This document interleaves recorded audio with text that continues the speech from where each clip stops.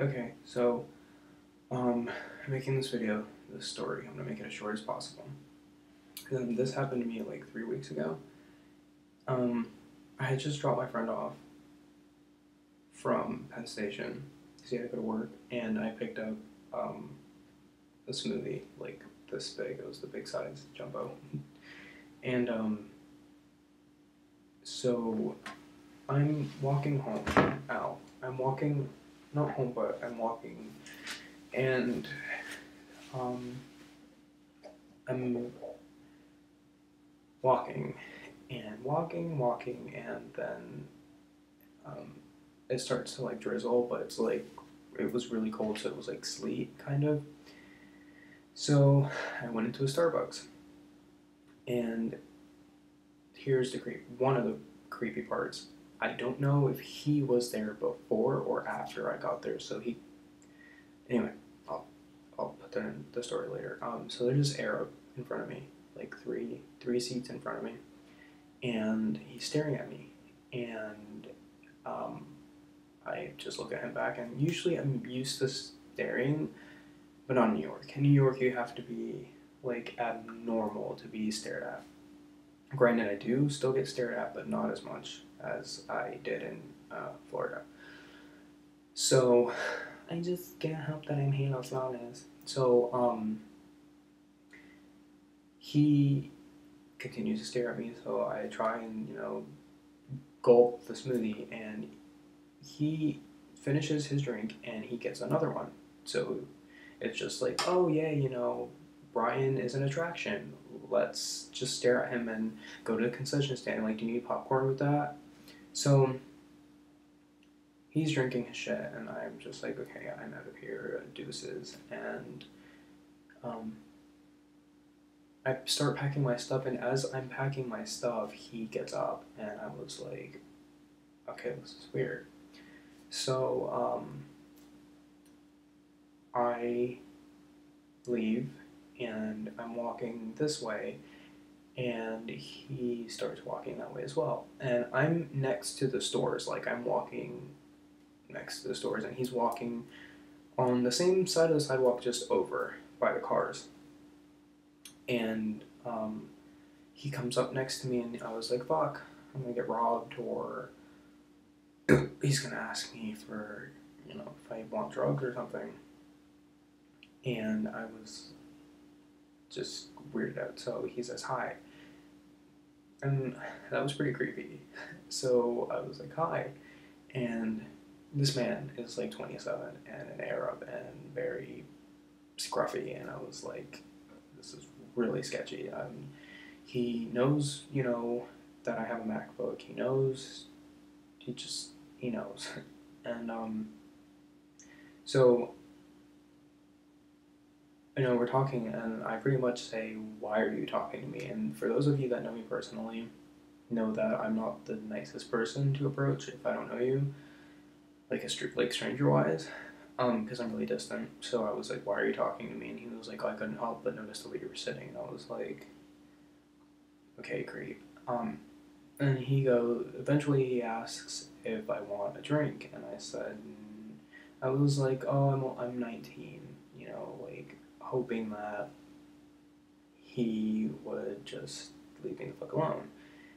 And then he's like, oh, I know this place that, and not in perfect English, mind you. He's like, oh, I know this place that won't card you. You know, for a person as smart as I am, I should be like, no, that's fine, I have to be home. But no, my dumbass was like, yay, a place where I can go and get alcohol and not get carded. Great idea. Let me just go with this random stranger. Like, oh, there's no such thing as Jack the Ripper, Jeffrey Dahmer, the Craigslist Killer, or John Wayne Gacy, or any of those serial killers. Great idea. So, we go to the subway, and I take the subway, and I'm taking pictures of the guy with my iPhone. Now, this isn't my iPhone because I broke it earlier today, but I'm sitting there, like, taking pictures. He's standing, I'm sitting, I'm just like, and, so if something happens, I can go to the police and be like, this is the man. So, we finally get to the bar, and I'm taking a picture of the street signs and the name of the bar and everything, and so we sit down, and he's sitting in the corner, Like it was like an L shape. So he's sitting in the corner and I'm sitting here and I'm just kind of like this, kind of distancing myself from him because I, just don't like people. So he starts talking to me about why he left his country, and because he's gay, he was going to be stoned to death or something like that. And so I'm just like, yeah. And he paid for my drinks, and I went to get them. So I made sure he wasn't going to pull some Jeffrey Dahmer shit. And so he's talking, and I'm just kind of like, okay, you can leave now. You paid for my drinks, leave. And so where was I going? Oh, well, you paid for. Okay, so eventually he grabs my hand, and I was like, "Don't touch me!" Like I was just like, "Don't touch me!" And he was like, "Oh, I'm sorry." And when he went to grab my hand, I noticed that the motherfucker had a wedding band on his finger. And I was like, "You have a wedding band on your finger? Excuse me?" And he was like, "Oh, it's a long story." And I was like, "So, do you do this often? Like wait outside Starbucks and lure little boys in to drinking with you? Like, is this what you do?" And he's like, "Oh, uh, no, I can explain." I was like, "Whatever." So, um, meanwhile, the bartender is just kind of like eyeing me because she knows that this is weird. And so I grab my computer, like my bag, because I had a bag, and I grab my bag, and he grabs it from me, and he's like, "No, I can watch it." And I was like, "No, you're not. Do you know what this is? This is Louis. You can't do that." And I'm kidding, it was just a computer bag, but yeah, like I'm not leaving my fucking shit with some guy that I don't even know. Like I don't even know you. And so I took my bag and I go to the bathroom, and he gets up and follows me, and I was like, "What do you think you're doing? This is one stall. No, like you're not coming in." And the bartender goes, "It's one person at a time only." I don't know why I just sounded like a man. The bartender was a woman. And so I just locked the door, and I was like, "Great, what do I do now?" So I just waited for him to leave, and then I opened the door and I go back and sit. And he was like, "Well, it's getting kind of late." And it was only like 8 p.m., so clearly he started to get the hint.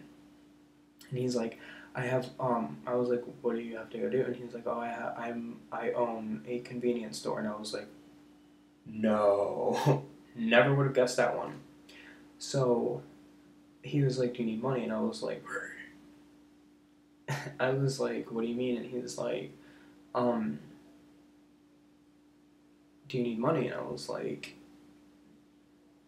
um, "Yeah, like money wouldn't hurt." And he was like, "I wouldn't take you to a bar or not and just leave you with no money." And I was like, "Yeah." Well, he gave me $40. And for all of you motherfuckers that are gonna sit there and say or think that I did something to earn $40, no, I didn't. So I guess this is just what he does: just lure little boys into bars, give them money, and leave. So anyway, he gave me $40, and I was like, "Oh, it was really nice of you." And he asked for my number, and I was like, "Yeah, it's the rejection hotline." So I gave him some random ass number I just made up in my head, and he left. And then I gave the bartender, uh, the money. And I was like, "Here, like, take $5, $6 for your tip, and the rest in drinks." One drink turned into two and three and four, and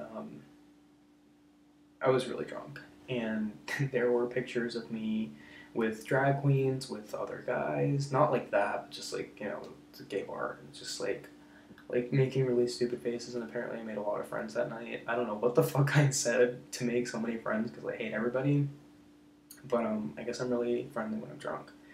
And there were pictures of like